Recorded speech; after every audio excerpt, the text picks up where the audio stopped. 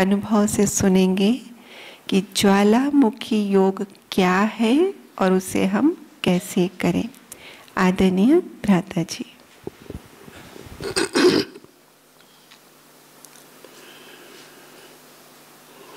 ओम शांति।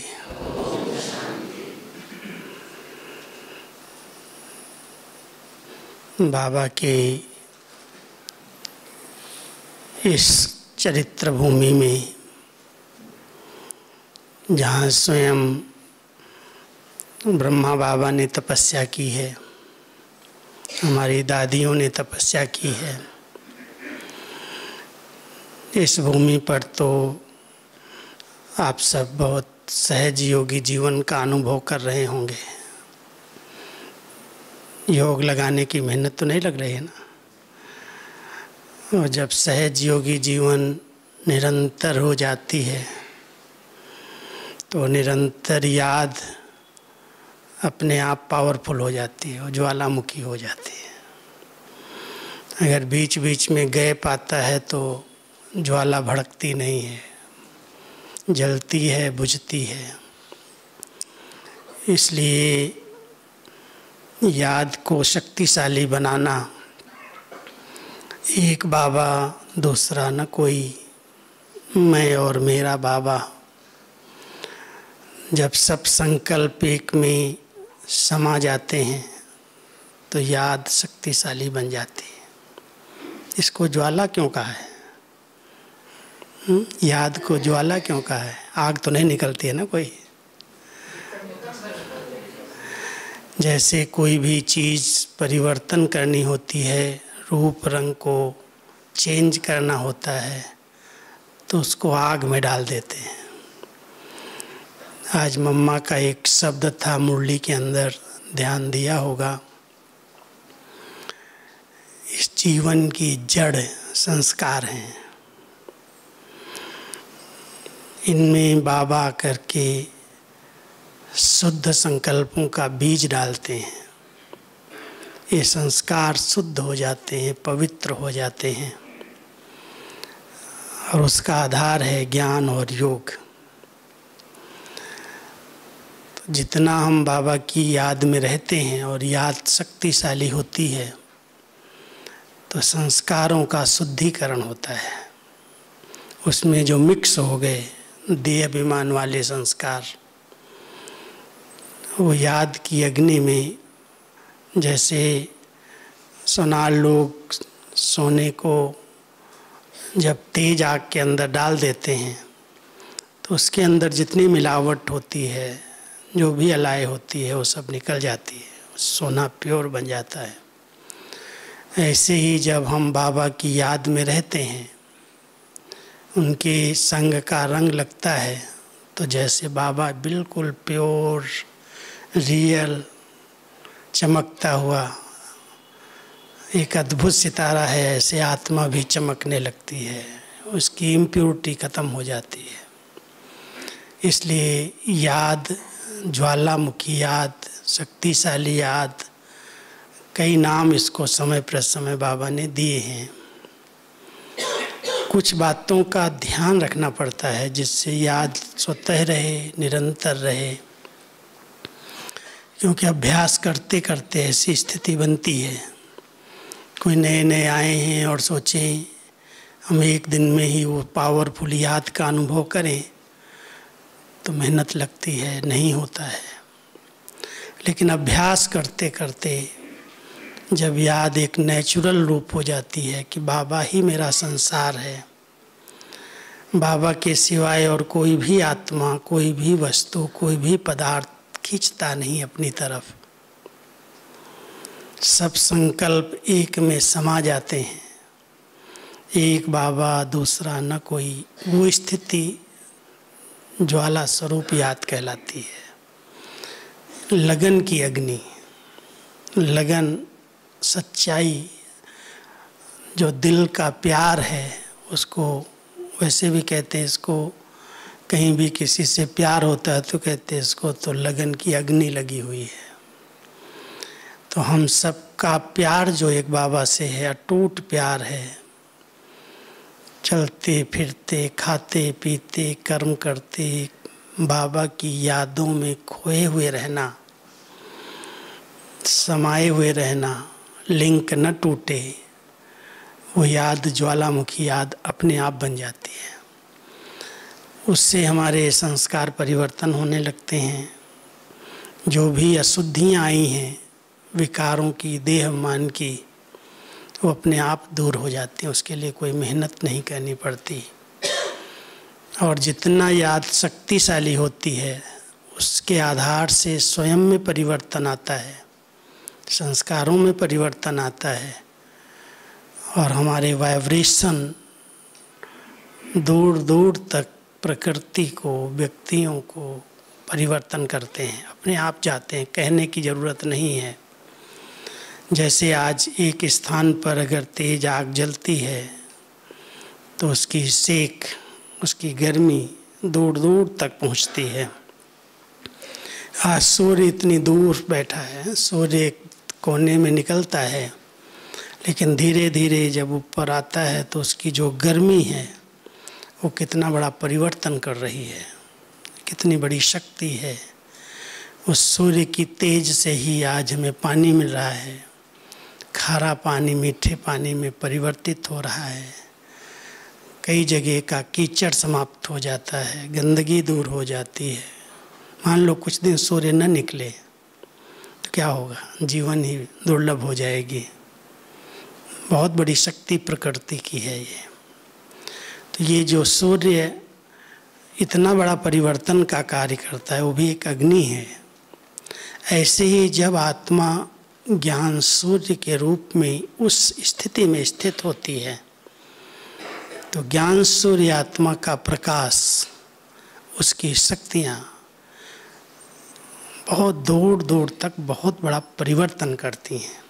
पहले चेक करना, अगर हम बहुत समय से एक बाबा की याद में रहते हैं तो हमारे अंदर वो संस्कारों में कहाँ तक दिव्यता आई है, सरलता आई है, मधुरता आई है, संस्कारों में परिवर्तन आया है।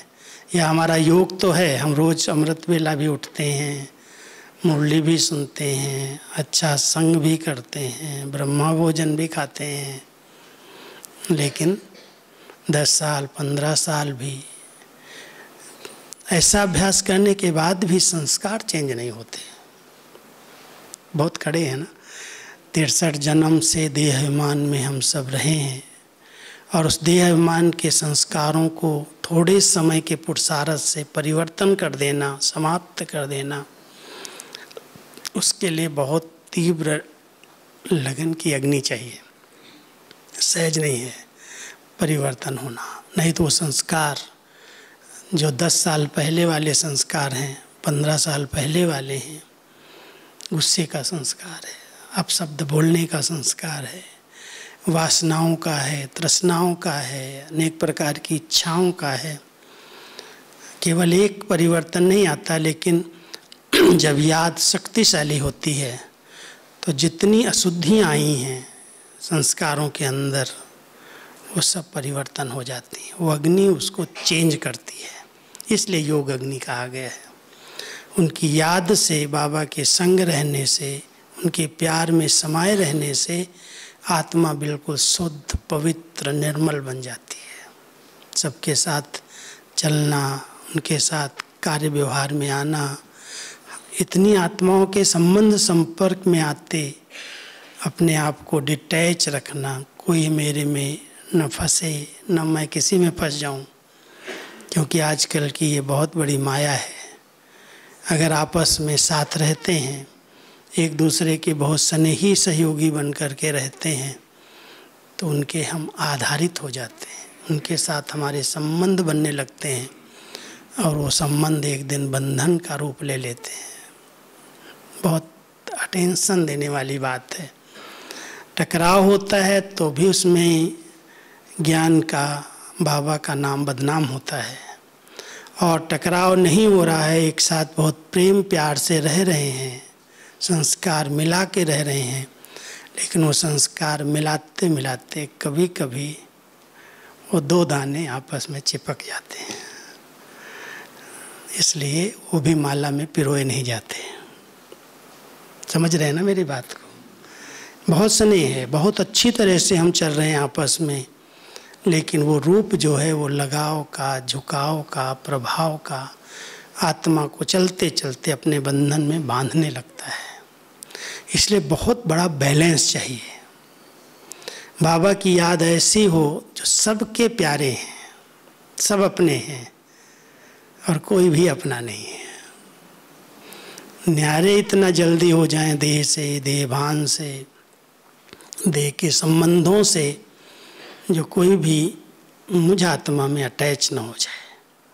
हमारे ब्रह्मा बाबा ने, हमारी दादियों ने ऐसा अभ्यास किया, सबको बहुत अच्छी पालना दी, अपनेपन की अनुभूतियाँ कराई, लेकिन न्यारे और प्यारेपन का बहुत सुंदर बैलेंस रखा।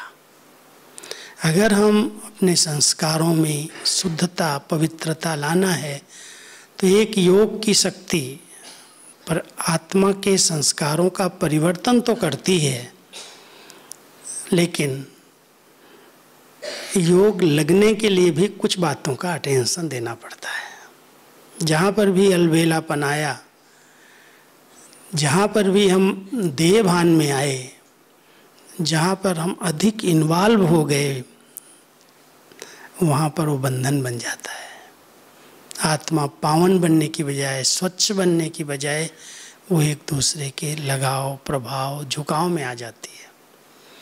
इसलिए बाबा हम सबको कहते हैं, बच्चे नाटक के अंदर पार्ट बजाते हुए भी इस शरीर से न्यारा बनने का अभ्यास करो। दो स्थितियां अगर आप हम सब अटेंशन रखते हैं तो ये योग ज्वालामुखी सहज हो सकता है। एक अटेंशन है, मैं आत्मा सारथी इस रथ पर विराजमान हूँ। ये अलग है, मैं अलग हूँ। इसमें प्रवेश करो और फिर न्यारे हो जाओ। बहुत मेहनत है इसमें, लेकिन अभ्यास करेंगे तो जैसे अमृत वेले आँख खुलती है तो ये अनुभव हो कि मैं आत्मा इस शरीर में प्रवेश कर रही हूँ, मैं परमधाम से अभी उतरी हूँ और मैंने ये शरीर धारण किया, इसमें प्रवेश किया, और जब कार्य किया, कर्म में आए, कर्म से न्यारे हुए, फिर अलग हो गए। ये अभ्यास जितना हम करते हैं देह भान से न्यारा बनने का, उतना सहज बाबा की याद बनी रहती है। सारथी स्थिति बहुत ऊंची स्थिति है। मैं इस रथ का सारथी हूँ, मैं आत्मा हूँ। ये आत्मिक स्थिति का अभ्यास, चलते फिरते कर्म करते। कर्म के लिए कोई को भी मना नहीं है, सब प्रकार की छूट दी है बाबा ने, सब करो, लेकिन कर्तापन का भान ना आए। उस कर्म में इतने लिप्त न हो जाओ जो योग भूल जाए, बाबा की याद भूल जाए। करावन हार बन करके इन कर्म इंद्रियों से कर्म कराना। ये कर्म इंद्रियां मिली हैं कर्म करने के लिए, कर्म किया और न्यारे हो गए। इसकी प्रैक्टिस चाहिए। जितना ये अभ्यास करेंगे ना कि मैं आत्मा हूँ, मैं मालिक हूँ, मैंने इन कर्म इंद्रियों का आधार लिया है, इस शरीर में मैंने प्रवेश किया है श्रेष्ठ कर्म करने के लिए, श्रेष्ठ कर्म किया, कर्म पूरा हो गया, फिर अपने आत्मिक स्वरूप में स्थित होकर इस भान से न्यारे हो गए। शरीर से तो आत्मा निकल के कहीं नहीं जाती, लेकिन ये जो भान है उस भान से अलग हो गए एकदम। मैं एक लाइट हूँ, मैं एक ज्योति बिंदु स्वरूप आत्मा हूँ, मैं इस रथ में विराजमान इसकी सारथी हूँ। ये अभ्यास करते करते इस शरीर भान से हम डिटैच हो जाएंगे, और फिर जब बाबा की याद में ऐसे बैठ जाएंगे या चलते फिरते भी बाबा के साथ हमारे लिंक जुटी रहेगी, वो शक्तियाँ अपने आप काम करेंगी। आत्मा ही तो बाबा के साथ कंबाइंड होती है ना। आज बाबा कह रहे थे कंबाइंड स्वरूप का अनुभव करो, तो आपकी कमी कमजोरियाँ अपने आप समाप्त हो जाएंगी।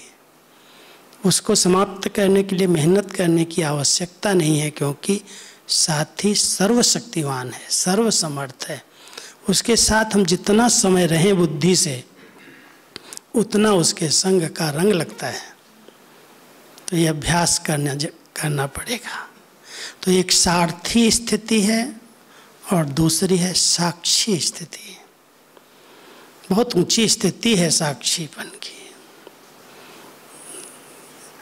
शरीर लिया, शरीर द्वारा पार्ट बजाया, शरीर के चलते हुए कर्मों को, संकल्पों को, अपनी बुद्धि की हलचल को, अपने संस्कारों को अलग से देखो न्यारी बन करके। ज्ञान के तीसरे नेत्र से देखने का अभ्यास करो कि ये जो संकल्प चल रहे हैं, ये जो बोल निकल रहे हैं, ये जो कर्म चल रहे हैं, ये किसी कर्म इंद्री के, किसी विकार के अधीन तो नहीं है। साक्षी होकर के अगर चेक करेंगे तो पता चलेगा कि राइट है या रॉन्ग है। नहीं तो चलते रहते हैं। कई लोग बोलते रहते हैं, लोगों को दुख होता है, परेशानी होती है, वो कहते नहीं नहीं मैंने कोई गलती नहीं की है, मेरे से कोई ऐसा कर्म हुआ ही नहीं। महसूसता की शक्ति नहीं है, क्योंकि वो साक्षी होकर के अपनी गतिविधियों पर ध्यान नहीं देते। तो ऐसे नहीं साक्षी हम दूसरों के पार्ट में हो जाएं, पहले हम अपने कर्म लीला, जो हमारी कर्म लीला चलती है, जो हमारे संकल्प चल रहे हैं, बोल निकल रहे हैं। जब कभी आप एकांत में जाते हो, अकेले में हो, देखो किस प्रकार के संकल्पों का बार बार आगमन है, कौन से संकल्प बार बार मुझे अंदर चलते हैं। बाबा के प्यार के, बाबा की याद के, बाबा के मिलन के वो संकल्प आते हैं, या पास्ट जो कर्म किए हैं, कोई विकारों के अधीन हुए हैं, कोई संस्कारों के अधीन हुए हैं, कुछ गलतियां की हैं, वो संकल्प वार करते हैं। अगर वो परिवर्तन हो रहे हैं, दिखाई दे रहा है कि मेरे योग द्वारा मेरे जो पास्ट के किए हुए संस्कार कर्मों से बने हैं उनमें परिवर्तन आ गया है, कोई उत्तेजनाएं नहीं रही। शीतल काया वाले योगी कहते हैं, योगी वो है जिसके अंग अंग सुगंधित हैं, अंग अंग शीतल हैं, कोई भी कर्म इंद्रिय उत्तेजना में ना आ जाए, चाहे दृष्टि है, चाहे वृत्ति है, चाहे बोल है, चाहे कर्म है। अगर मैं आत्मा उस स्वरूप में स्थित हूँ तो आत्मिक स्थिति और साक्षीपन की स्थिति से कोई भी कर्म इंद्रिय उत्तेजित नहीं होगी, भले कोई निंदा करे, कोई महिमा करे। इसलिए कहते हैं योगी वो है जिसकी समान स्थिति रहती है। निंदा, स्तुति, जय पराजय, दुख सुख, हानि लाभ, कई चीज़ें हमारे इस संगठन में आती हैं, कर्म क्षेत्र पर आती हैं, लेकिन योगी आत्मा को वो चीज़ें कोई प्रभावित नहीं कर रही हैं। इसका अभ्यास करने की ज़रूरत, चेक करना कि बाबा के हम सब बच्चे बन गए, बाबा ने अपनी गोद में बिठाया, इतनी सुंदर पालना पढ़ाई, ऐसा सहज मार्ग, सहज योग सिखाया, अपने साथ संबंध जुड़ाया। ऐसे नहीं कहा इस गुरु को याद करो, इस देहधारी को याद करो, सबसे बुद्धि योग तोड़ा करके एक में जोड़ा हमने। फिर भी अगर मेरी बुद्धि भटक रही है, इसका मतलब है मैंने बाबा को यथार्थ पहचाना नहीं है। और बाबा को अगर यथार्थ पहचाना है, उसके साथ हमारा टूट प्यार है, संबंध है, और उसके सिवा मेरा कोई नहीं है, तो उसकी याद स्वतः रहती है, निरंतर रहती है, और बीच बीच में इतनी शक्तिशाली हो जाती है जो हमारे संस्कार और जो हैं अंदर छिपे हुए परिवर्तन होते हैं। तो चेक करना, आज इतने समय से हम ज्ञान मार्ग में हैं। मेरे को लगता है हमारा ये क्लास जो है बहुत पुराना है, कुछ नए होंगे, लेकिन अधिकतर आपके क्लास के सब पुराने दिखाई देते हैं ऐसे।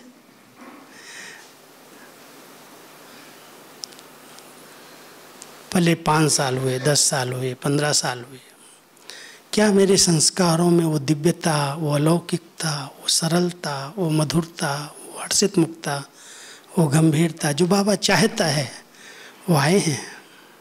ऐसे संस्कार बने हैं?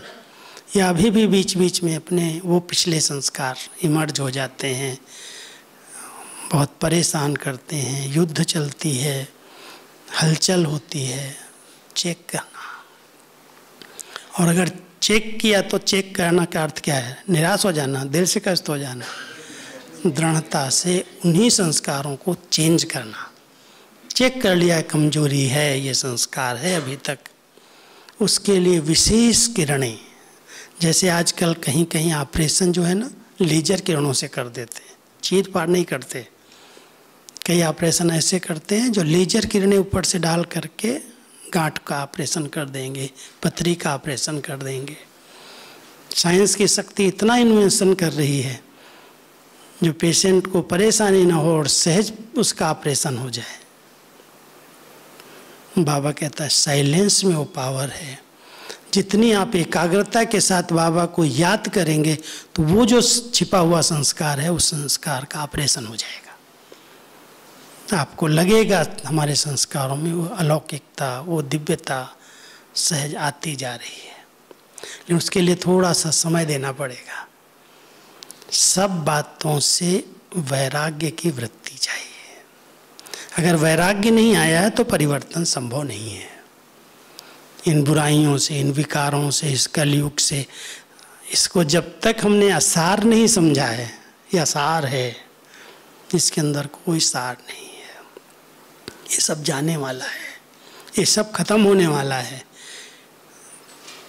दो शक्तियाँ चाहिए, एक समाने की शक्ति और एक समेटने की शक्ति। अभी तक भी कई लोग बहुत विस्तार में लगे हुए हैं, ये चाहिए, ये चाहिए, ये चाहिए, बहुत विस्तार में बुद्धि को भटका रहे हैं। अगर लक्ष्य है कि मुझे संपूर्ण पावन बन करके बाबा के साथ जाना है तो विस्तार को सार में लाना पड़ेगा, समेटना पड़ेगा। जहाँ जहाँ बुद्धि का विस्तार है समेटो। संबंधों में विस्तार बहुत हो रहा है, साधनों में बहुत विस्तार हो रहा है, हमारे संस्कारों का बहुत बड़ा विस्तार है। उस विस्तार को एकदम सार में ले आओ।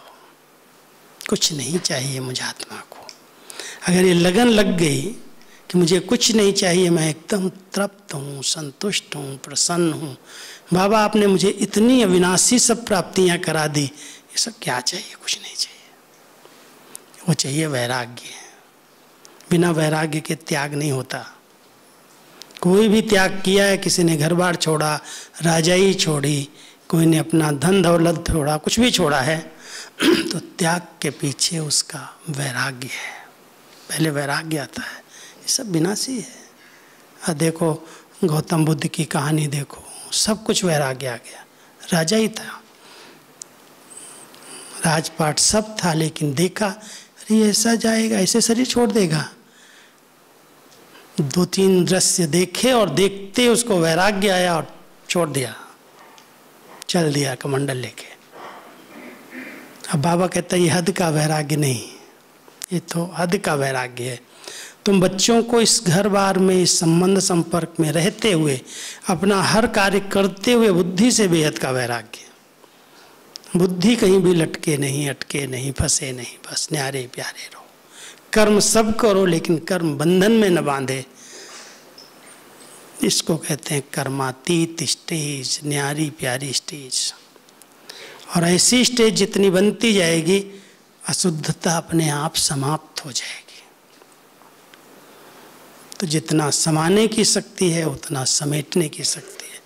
अभी विस्तार को समाने का अभ्यास करो, संभालो। ज़्यादा वर्णन चिंतन, ये हुआ, ये हुआ, ऐसा हुआ, ऐसा हुआ। अब देखो ब्रह्मा बाबा जब संपन्न बने तो ब्रह्मा बाबा ने 1.5 साल जो बहुत गहरा पुरुषार्थ किया था, बहुत गहरा पुरुषार्थ, सब बातों को ऐसे संभाल लिया, किसी के आगे वर्णन नहीं किया, इतना समेट लिया, कोई भी बातों का विस्तार नहीं रखा। अपने पुरुषार्थ में, लगन में मगन हो गए। आत्मा सहज कर्मातीत बन गई। ये याद ज्वालामुखी अपने आप हो गई। याद कोई बैठ करके ऐसे नहीं बैठ गए सब धंधा छोड़ करके, सब कुछ किया बाबा ने। बच्चों की पालना की, बच्चों को पत्र लिखे, बच्चों के लिए मकान बनवाए, सब कार्य किए। लेकिन करते हुए अकर्ता। कोई बाबा के आगे आता था, बाबा ऐसे हो रहा है, ऐसे हो रहा है। अच्छा बच्चे ठीक है, सब ठीक हो जाएगा, बाबा बैठा है, सब ठीक हो जाएगा। तुम अपनी स्थिति नहीं बिगाड़ो। एक बार यहाँ भंडारे में कोई दो लोग बड़ा आवाज़ में बोल रहे होंगे, बाबा के सामने की बात है, और दीदी जी हमारी कंट्रोलर थी, दीदी मनमोहिनी। वो चक्कर लगा के आई, देखा कि यहाँ पर थोड़ी बहुत आवाज़ हो रही है। बाबा के सामने आई और थोड़ा सा वैसी ही शक्ल बना के बाबा को बोलने लगी, बाबा ऐसे ऐसे यहाँ करते हैं। तो बाबा बड़ा प्यार से मुस्कुरा के बोलते, बच्चे वो कर रहे हैं, तुम्हारी शक्ल पर क्यों आ गया? तुम क्यों अपने शक्ल को बदल रही हो? करने वाला कर रहा है। शुभ भावना रखो, श्रेष्ठ भावना रखो, अपनी शक्ल को नहीं बदलो, अपनी स्थिति को नहीं बिगाड़ो। अरे इतना पुराना ऐसे कर रहा है, वो ऐसे कर रहा है, वो ऐसे कर रहा है। उसके अपने हिसाब किताब हैं, उसके अपने पिछले जन्मों के कर्मों के कई खाते हैं जो चुकतू होने के लिए सामने आ रहे हैं, और हम उसकी स्थिति देख रहे हैं कि अरे इतना ज्ञानी, इतना योगी, इतनी क्लास कराने वाला, इसके साथ भी ऐसे हो रहा, इसके साथ भी ऐसे हो रहा, और हम अपनी स्थिति बिगाड़ रहे हैं। बाबा कहता है बच्चे ऐसे समय में साक्षी बनने का अभ्यास करो, दृष्टा बन करके देखो, जो हेल्प कर सकते हो करो। सबसे बड़ी हेल्प क्या है? शुभ भावना का दान दो। इस आत्मा का ये भोगना, ये कर्म का बंधन कट जाए।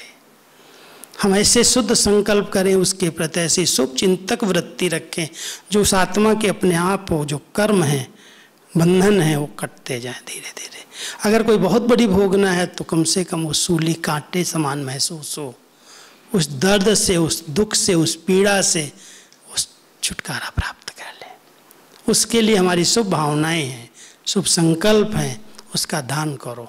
लेकिन साक्षी होकर के करेंगे तो आपके संकल्प वहाँ काम करेंगे, और हाय हाय करके करेंगे, हाय ऐसे हुआ, इसको इतना दुख हो रहा है, इसको ऐसा हो रहा है, पता नहीं मेरे को क्या होगा। उसको देख करके खुद परेशान नहीं होना है। भले कितना भी स्नेही है, सहयोगी है, हमारा संरक्षक बन करके रहा है, लेकिन उसका हिसाब किताब उसके साथ है। हम उसको मदद कर सकते हैं तो केवल शुभ चिंतक वृत्ति से, शुभ भावना रख करके, योगदान दे करके। ये सेवा जरूरी है, करनी चाहिए, परिवार है, लेकिन उसके साथ हम दुखी हो जाएं, हम परेशान होने लगें, हमारे अंदर हलचल पैदा हो जाए, हम उनको क्या मदद करेंगे?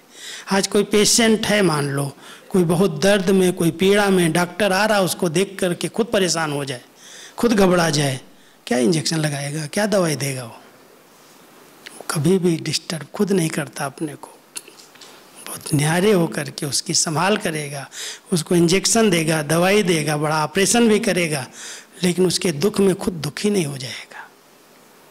इसलिए बाबा ने हम सबको ये सेवा दी है, और वो सेवा तभी हम कर सकते हैं जब बहुत साक्षी दृष्टा स्थिति में रहने का अभ्यास होगा। और जब ऐसी स्थिति हमारी रहती है, अपने आप सहज योग, स्वतः योग, शक्तिशाली योग होने लगता है। इसलिए सब ध्यान देना। बाबा अपने बच्चों को बहुत अच्छी अच्छी प्रैक्टिस कराते रहते हैं, मुरलियाँ चलती हैं, समय पर समय आप सुनते हो। अगर किसी ऊंची चढ़ाई पर जाना होता है तो चढ़ाई पर चढ़ने वाली गाड़ी की दो चीज़ों पर बहुत ध्यान होता है, एक ब्रेक और एक हैंडल। अगर ब्रेक पावरफुल नहीं है, ब्रेक में ऑयल नहीं है, ब्रेक यहाँ लगाते हैं वहाँ दूर लगती है जा कर के, तो भी एक्सीडेंट हो सकता है। हम सब बहुत ऊंची पहाड़ी पर, ऊंची चढ़ाई पर चढ़ रहे हैं। कलयुग को सतयुग बना देना, नरक को स्वर्ग बना देना, मनुष्य को देवता बना देना, अपने पुराने संस्कारों को परिवर्तन करके दिव्य संस्कार इमर्ज करना, तो बहुत ऊंची मंजिल है। और इस मंजिल पर चलते चलते अगर ब्रेक ढीली है तो कोई भी बात आएगी, कोई तूफान आएगा, आपको परेशान कर देगा। पावरफुल ब्रेक, फुल स्टॉप लगा के देखना। संकल्प स्टॉप होते हैं जब बहुत अच्छा कोई कह रहा है, अच्छा हो रहा, तब तो ठीक है। और जब कोई नेगेटिव बात आ जाए, कोई ऐसा नुकसान वाली बात आ जाए, उस समय संकल्पों को ब्रेक लगती है, या हम सोने जाते हैं वही संकल्प बार बार रिवाइज होते हैं।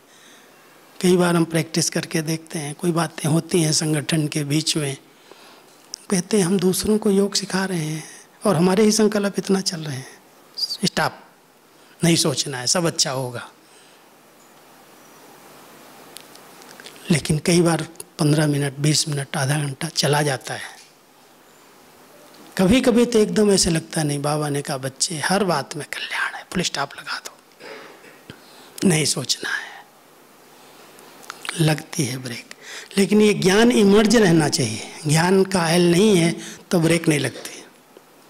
तो अपने संकल्पों को 1 सेकेंड में स्टार्ट करना, लेकिन स्टॉप करना और स्टॉप करके फिर स्टार्ट भी करना, ऐसे नहीं खड़े कर दो। आज अगर कोई गाड़ी में ब्रेक लगाए और गाड़ी खड़ी कर दे तो मंजिल पर कैसे पहुंचेगा? ब्रेक उसी समय यूज की जाती है जब कोई सामने से एक्सीडेंट की खतरा है, कोई नुकसान होने वाला है, तब तो ब्रेक लगाते हैं। और लगा करके फिर खड़ा नहीं करते, फिर से स्टार्ट कर देते हैं। तो संकल्प जो इधर उधर के जा रहे थे, कोई ऐसी व्यर्थ बातें चल रही थी, स्टॉप करो, स्टॉप कर दो। ज्ञान की शक्ति से, योग की शक्ति से, नथिंग न्यू की स्मृति से, ड्रामा कल्याणकारी है, हर बात में कुछ न कुछ रहस्य हैं, राज भरे हुए हैं, मुझे नहीं सोचना है। संकल्प को यूज करो और यूज करके स्टॉप करो। और स्टॉप हो गए फिर अच्छे संकल्पों में अपनी बुद्धि को फिर दौड़ा दो, स्टार्ट करो। तो ये है ब्रेक, और ये ब्रेक हर एक के पास होनी चाहिए, नहीं तो कहीं ना कहीं चलते रहेंगे संकल्प, फिर एनर्जी नष्ट हो जाएगी, खुशी गायब हो जाएगी, अंदर अंदर तनाव पैदा हो जाएगा, फिर अनेक बीमारियां पैदा होने लगेंगी। आज बीमारियों के मूल कारण क्या है? एक जाती है दूसरी आती है। शारीरिक बीमारी पर तो इतना लोग पैसा खर्च कर रहे हैं कि ना आए, ठीक रहे, इम्यूनिटी हमारी अच्छी रहे, लेकिन मानसिक बीमारियां बढ़ती जा रही हैं। छोटी छोटी बातों को इतना सोच रहे हैं, इतना सोच लेते, तनाव में आ जाते, और तनाव फिर अनेक बीमारियों को जन्म दे देता है। इसलिए बहुत ध्यान देना, बाबा के बच्चों को किसी भी बात का, किसी भी प्रकार का तनाव नहीं होना चाहिए, टेंशन नहीं, अटेंशन। अटेंशन है फिर क्यों टेंशन करें? जब बाबा हमारा साथी है, उसके हम बच्चे हैं, वो हमारा रक्षक संरक्षक है, छत्र छाया के रूप में हमारे साथ साथ है, फिर क्यों चिंतन कर रहे हैं? क्यों हम अपने संकल्पों को नष्ट कर रहे हैं? ब्रेक लगाओ, फुल स्टॉप लगाओ। और अगर मान लो नहीं ब्रेक लग पा रही है तो मोड़ लो, हैंडल अच्छा होना चाहिए, इतना टाइट ना हो जो मोड़ने में दिक्कत आ जाए। नहीं संस्कार मिल रहे हैं, कुछ नहीं अच्छा लग रहा है, किनारा करो, साइड कर लो। मान लो आपको कहीं जाना है, स्पीड में समय पर पहुंचना है, ट्रेन पकड़नी है, और बीच में कोई झाड़ गिर गया करके, या कोई पहाड़ी आ गई रास्ते में, तो ऐसे थोड़ी खड़े रहेंगे, हमको पहुंचना है। अगर लक्ष्य पक्का है तो जिधर से भी थोड़ा बहुत रास्ता मिलेगा निकल करके, हैंडल मोड़ करके, गाड़ी को मोड़ करके पहुंच जाएंगे। हम सब भी ये बात सीखें कि हमें तो अपनी मंजिल को प्राप्त करना है, हमें तो संपन्नता की, संपूर्णता की मंजिल को प्राप्त करना है। इसलिए कोई भी बातें आती हैं, मुझे क्यों, क्या, कैसे, ये बहन ऐसे करती हो, फलाना ऐसे करता, वो ऐसे करता, कितना अपना और दूसरों का समय व्यर्थ कर रहे हैं। क्यों व्यर्थ जा रहा है? क्या ज्ञान नहीं है? और अगर व्यर्थ का चिंतन चल रहा है, इधर उधर की बातें चल रही हैं, योग क्या लगेगा? क्या योग पावरफुल होगा? क्या संस्कार परिवर्तन होंगे? ठीक है, आओ नियम पालन करो, नियमी नाथ के रूप में पूजा भी होगी, संस्कार नहीं बदलेंगे। वो दिव्यता है, वो अलौकिकता आ जाए। जो बाबा चाहता है मेरा बच्चा एक एक लाइट हाउस बने, माइट हाउस बने, जहाँ खड़ा हो जाए उसकी लाइट चारों ओर फैले, तब तो कहेंगे इसका योग ज्वालामुखी है। अगर हम सब बहुत शक्तिशाली बाबा की याद में रखते हैं तो किसी के भी दृश्य को, किसी के भी पार्ट को देख करके क्वेश्चन मार्क नहीं रखो।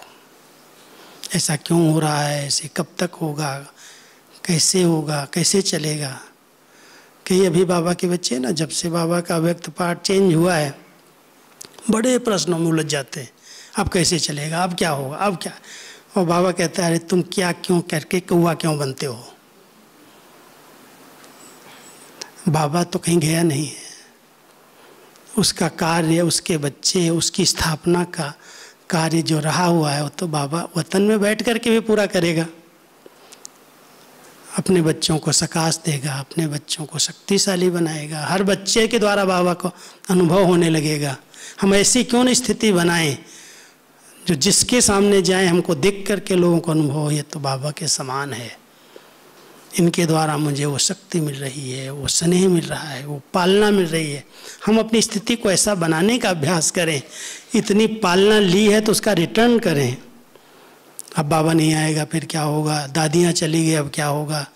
बाबा कहता है क्या, क्यों, कैसे की उलझन में क्यों जाते हो। Full stop. प्रश्नों से पार रहोगे तो स्थिति प्रसन्नचित रहेगी, और प्रश्नों में उलझ गए तो फिर न योग लगेगा, न खुशी रहेगी, न हल्कापन रहेगा। योग के लिए 3-4 बातों की बहुत आवश्यकता है। सबसे पहली आवश्यकता है बहुत अच्छे खुशी के, प्यार के संकल्प चाहिए। खुशनुमा आत्मा है, एकदम बैठेगी बाबा की याद में उड़ जाएगी। खुशी नहीं है, थोड़ी थोड़ी बातों की फीलिंग आई हुई है, मूड खराब है, छोटी छोटी बातों को अधिक सोचा हुआ है, प्रश्नों में उलझा हुआ है, बैठता है योग में वही संकल्प चलते रहते। बैठा यहाँ है घूम रहा दूसरी जगह, योग नहीं लगेगा।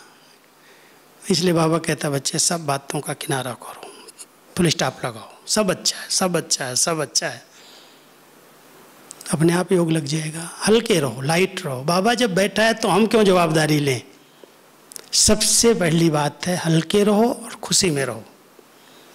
योग सहज है, लेकिन भारीपन, किसी भी प्रकार की अवज्ञा बोझ है, और वो बोझ भारी बना देता है।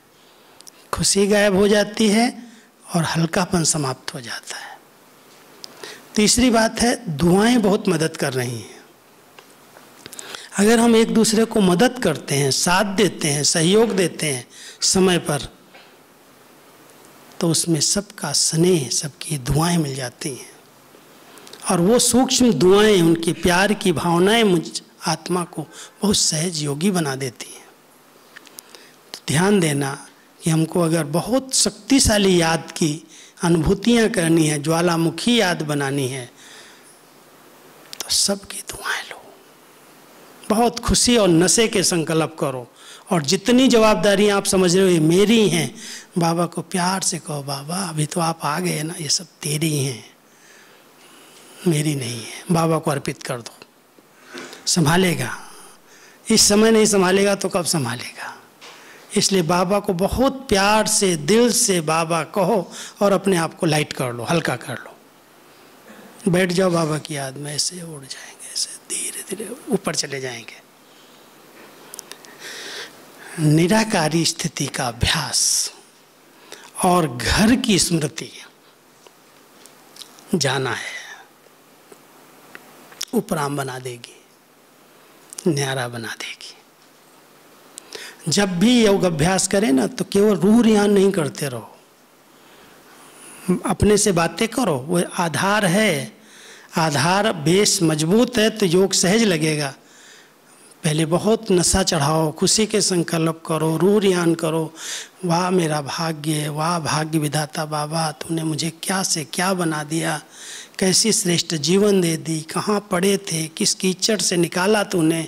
ऐसे ऐसे बातें तो करो, खुशी में आ जाओ, और फिर अपने स्वरूप में स्थित होकर के मैं एक निराकार आत्मा परमधाम घर से इस सृष्टि मंच पर आई हूँ, अब मेरे वापस जाने का समय आ गया है। 5000 वर्ष पूरे चक्र में हमने पार्ट बजाया, बहुत खेल खेला, बहुत हिसाब किताब बनाए, अब बाबा आपकी याद से मैं इनको चुकतो करके वापस जाऊं।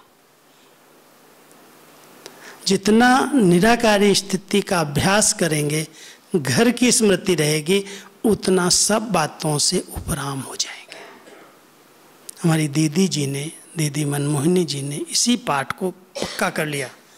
जब भी हम गए, क्योंकि हमारी कारोबार थी दादियों के साथ, पहले तो हर बात का इसको ये लिख दो, इसको ये करो, ये पुरुषार्थ कराओ, ये बातें करो, बहुत सारी बातें गाइड करती थी। 1 साल 6 महीने के अंदर जब हाल बन गया ना ओम शांति भवन का, उसके बाद एकदम बैरागी है।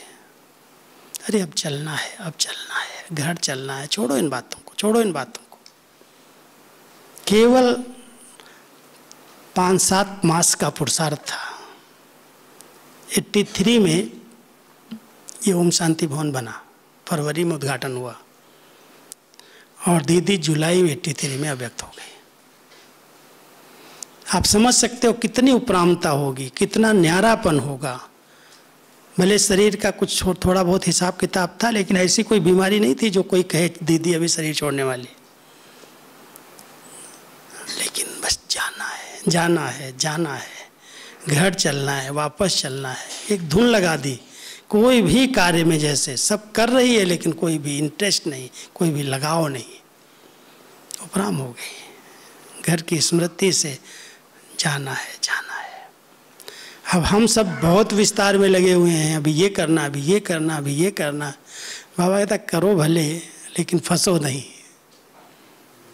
फंस रहे हो ना, मेरा मेरा कह करके उसका बंधन बना रहे हो।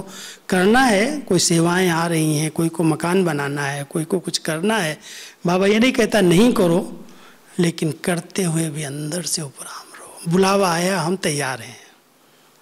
उसमें मेरेपन की रग न हो जाए, नहीं तो बंधन बन जाता है। पता है, एक बहन ने एक रिट्रीट सेंटर बनाना शुरू किया, उसको कैंसर था और उसकी इतनी लगन थी कि मुझे रिट्रीट सेंटर बना के तैयार करना है, मरने के पहले, जाने के पहले। बन रहा था, बड़ा रिट्रीट सेंटर बन रहा था। उस बहन ने एक बार डॉक्टर ने जवाब दे दिया, 2 बार दे दिया, यहाँ से कोई जाए, कोई को भेजा जाए जोन से, वो फिर जिंदा हो जाए। शरीर नहीं छूट रहा था क्योंकि उसकी रग थी कि रिट्रीट सेंटर बन के तैयार हो जाना चाहिए। आखिर एक अच्छा सा बाबा का कमरा बना करके उसको लास्ट स्टेज में उसको बिस्तर से उठा करके, मतलब लिटाए लिटाए लाए, उससे कैंची से वो रिबन कटवाया एक कमरे का, और उसके बाद वो एक दिन में चली गई। इतना आत्मा का एक रग होती है, एक लगाव हो जाता है। अगर बाबा का है, सब बाबा कराएगा, करन करावनहार वो है। जितना मुझसे सेवा कराना है कराएगा, करो, लेकिन बंधन न बनाए।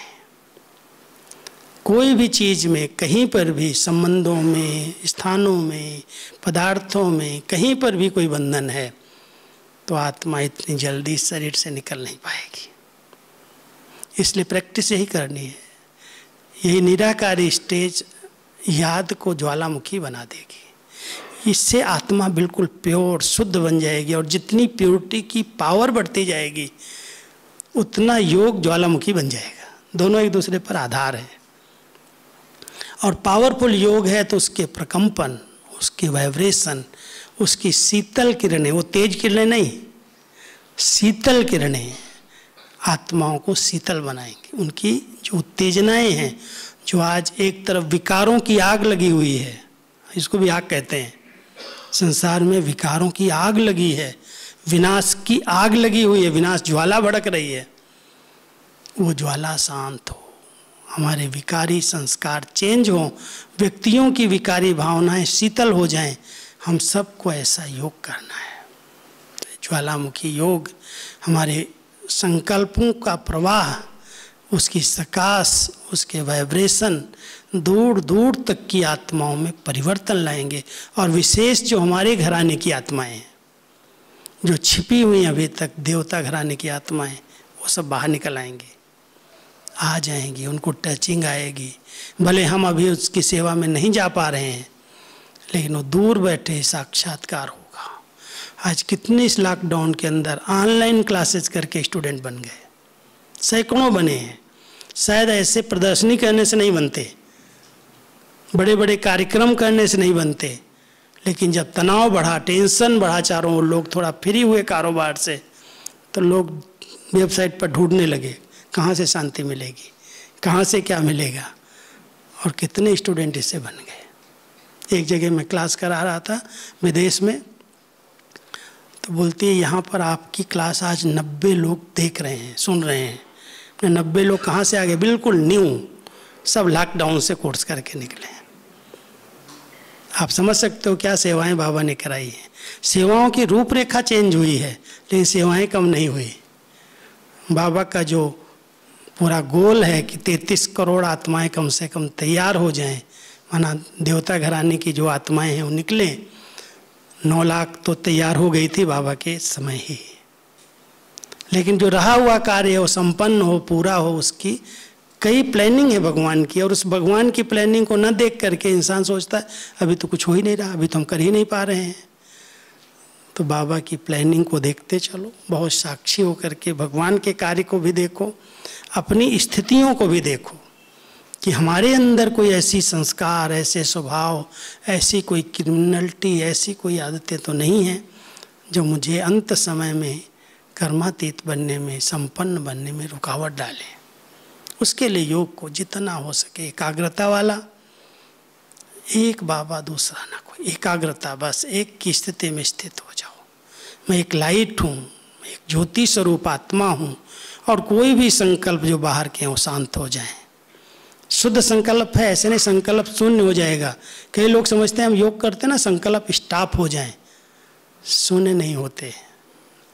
बीज रूप स्टेज के अंदर भी वो अनुभव के संकल्प हैं, शांति के अनुभव के, पवित्रता के, शीतलता के, सरलता के, जैसे वो अनुभव के संकल्प चल रहे हैं, लेकिन उसकी स्पीड नहीं है अनुभव नहीं है तो कैसे वर्णन करेंगे, कैसे हम उसकी महसूसता करेंगे।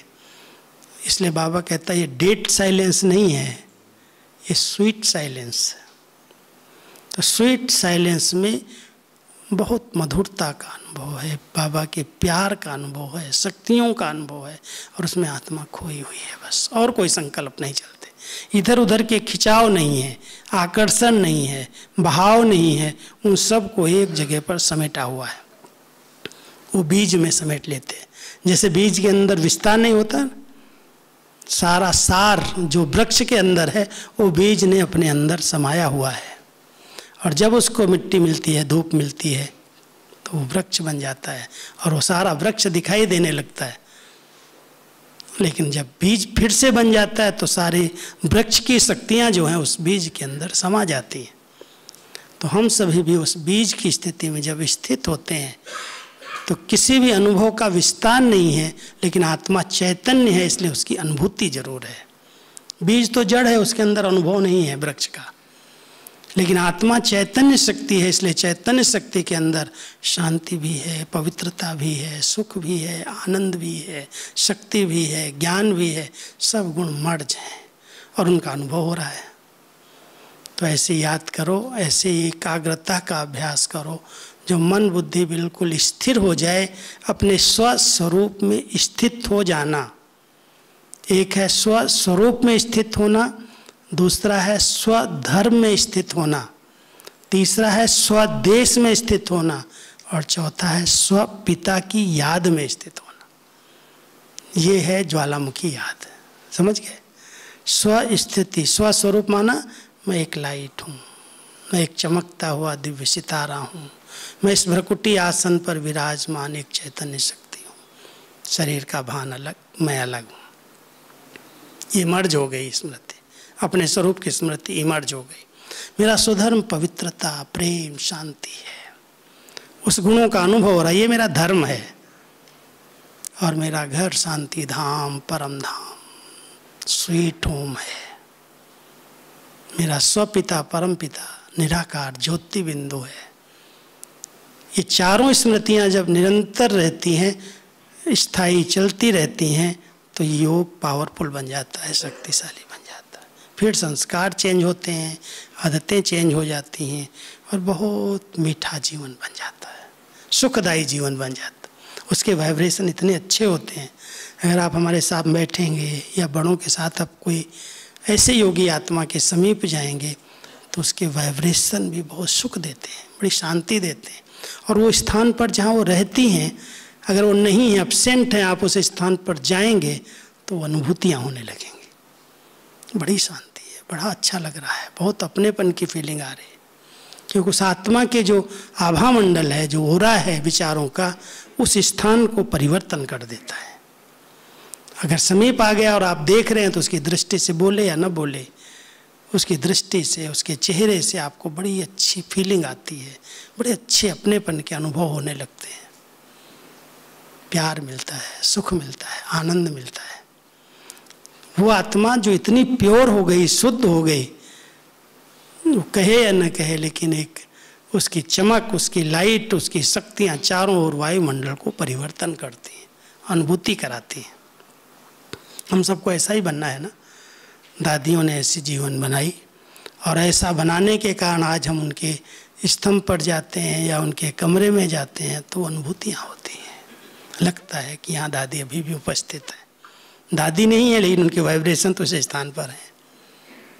तो हम सबको ये अनुभव करना चाहिए, और अनुभव नहीं करो, अपने आप को ऐसा बना लो जो आपके घर में, आपके ऑफिस में, आपके कारोबार के बीच में कोई भी आत्मा आए उसका सुंदर अनुभव करे, उस अनुभव में खो जाए, समा जाए।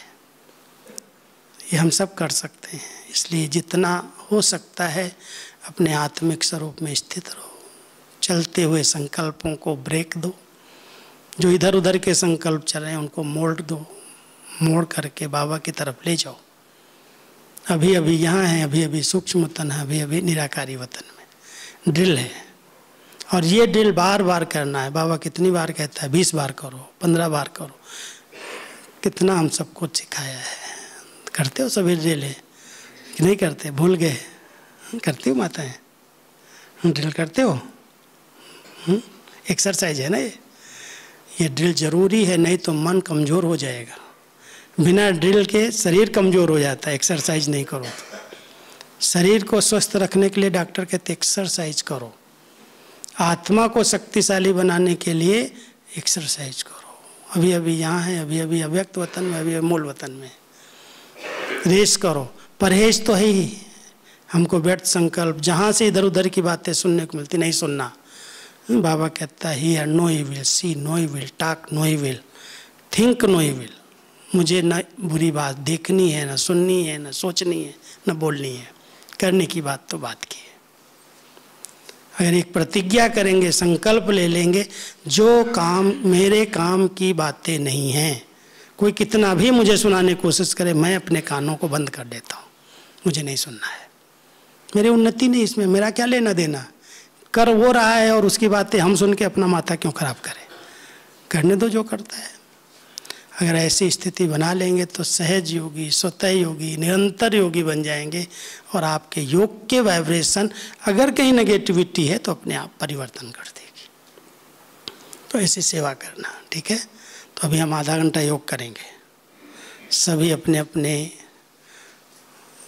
चारों बातों का अभ्यास करना, स्वधर्म में स्थित होके